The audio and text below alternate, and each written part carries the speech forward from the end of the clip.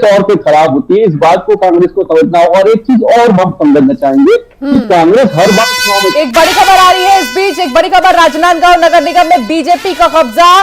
बड़ी खबर, 3 पर तो नतीजे आ ही गए थे, अब राजनांदगांव में बीजेपी का कब्जा नजर आ रहा है। यहां पर राजनांदगांव की जो के रिजल्ट्स आ रहे हैं, मधुसूदन यादव बीजेपी के जीत गए हैं। यानी कि अब 4 नगर निगम के ऐसे सीट हैं जहां पर जीत का ऐलान हो गया है। बीजेपी के मधुसूदन यादव ने जीत हासिल की है। राजनांदगांव के बारे में आपको बता रहे, राजनांदगांव से बीजेपी के मधुसूदन ने जीत हासिल की। तो छत्तीसगढ़ निकाय चुनाव से जुड़ी हर अपडेट आप तक पहुंचा रहे हैं और राजनांदगांव नगर निगम में बीजेपी का कब्जा और बीजेपी के मधुसूदन यादव की जीत। एक बार फिर से ये नगर निगम में जहां कांग्रेस के निखिल द्विवेदी को हराकर उन्होंने ये जाहिर कर दिया कि वो ज्यादा बेहतर तरीके से अपनी बात को पहुंचा पाए लोगों तक। और मनीष जी, जो बात हम आपसे कर रहे थे, जिस बारे में चर्चा हम कर रहे थे, वो चर्चा आगे बढ़ाते हैं कि ये जो नैरेटिव का खेल है, हालांकि ये निकाय के चुनाव, चाहे वो 173 निकाय क्षेत्र में जो चुनाव हो रहे, चाहे वो नगर निगम हो, नगर पालिका हो, नगर परिषद, पंचायत स्तर तक, ये स्थानीय चुनाव होते हैं। लेकिन जब से पॉलिटिकल पार्टीज का इधर रुझान हुआ है, ये चुनाव भी लगभग विधानसभा चुनाव जैसे ही बन गए, प्रचार वैसा ही होता है, घोषणा पत्र वैसे ही जारी किए जाते हैं। हाँ, जनता वोट करने जाती है, वहां पर थोड़ा पैटर्न अलग है, वो अपने स्थानीय उम्मीदवार के चेहरे पर वोट करती है। क्या वाकई ये नैरेटिव का हिस्सा रहेगा या नैरेटिव सेट करने में कांग्रेस पार्टी अपेक्षाकृत पीछे रह गई है? इस बात को जोड़ते हुए जवाब दीजिएगा। निश्चित रूप से मैंने पहले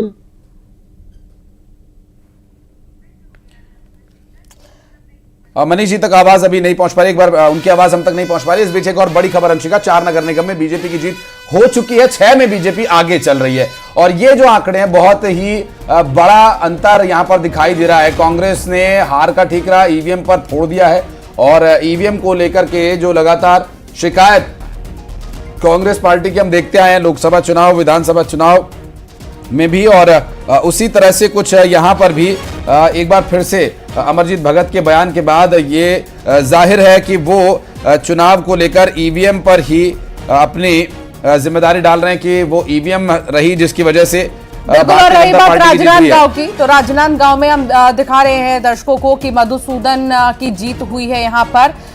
इससे पहले अगर वोट प्रतिशत की बात करें तो राजनांदगांव में 75.82% मतदान हुआ था। वोटिंग को लेकर लोगों में बहुत ज्यादा उत्साह भी देखा गया था। अब जानकारी ये मिल रही है कि बड़ी जीत हासिल की है मधुसूदन यादव ने, कई हजार वोटों से उन्होंने जीत हासिल की है। उन पर दोबारा विश्वास किया गया था और जिनसे उनका मुकाबला था वो युवा चेहरे थे।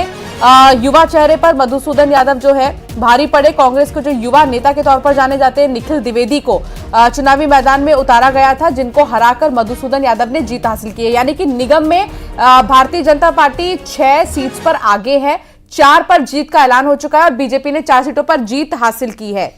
और बातचीत का सिलसिला भी आगे बढ़ाएंगे। मनीष जी, तौकीर साहब, मनीष और हमारे साथ वंदना जी भी जुड़ी हुई है।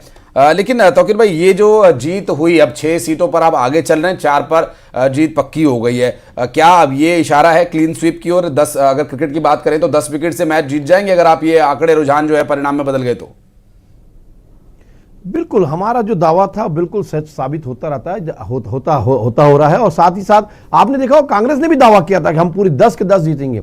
10 में से ये खोखले जो दावे हैं वो खोखले होते दिख रहे हैं सामने। साथ मैंने तब भी कहा था और अभी फिर से कह रहा हूं, ये 10 में से एक भी सीट जीत जाएंगे तो मैं मान जाऊंगा, क्योंकि इन्होंने कोई काम ही नहीं किया था इन विगत 5 वर्षों में जब इनकी सरकार थी और डबल इंजन की सरकार रही। उसके बाद विकास कहीं नहीं हुआ, वो सिर्फ विनाश करके गए हैं। और हर जगह सिर्फ आपने देखा तोड़ मरोड़ के, फोड़ के, और आप मच्छरों का प्रकोप देखते रहे। जो नालियों का जो जाल फैलाना था, नालियों की सफाई होनी थी, वो नहीं कर पाए। जल की अगर बात करें, जल जीवन मिशन के तहत जबकि जल पहुंचाने की बात हुई थी, माननीय मोदी जी की योजना थी, उसमें भी इन्होंने भ्रष्टाचार किया, वो तक नहीं सही ढंग से पहुंचा पाए। तो लाइट की बात करें, उसमें घोटाला कर दिया। एसी की बात करें नगर निगम में, वहां जाके घोटाला कर दिया। सौंदर्यीकरण की बात करें, तालाबों की, उसमें घोटाला कर दिया। जल कुंभ भी जो सफाई होती है वहां पर, उसमें भी घोटाला कर दिया। डायवर्सन जो होता है रोडों का, उसमें भी घोटाला कर दिया।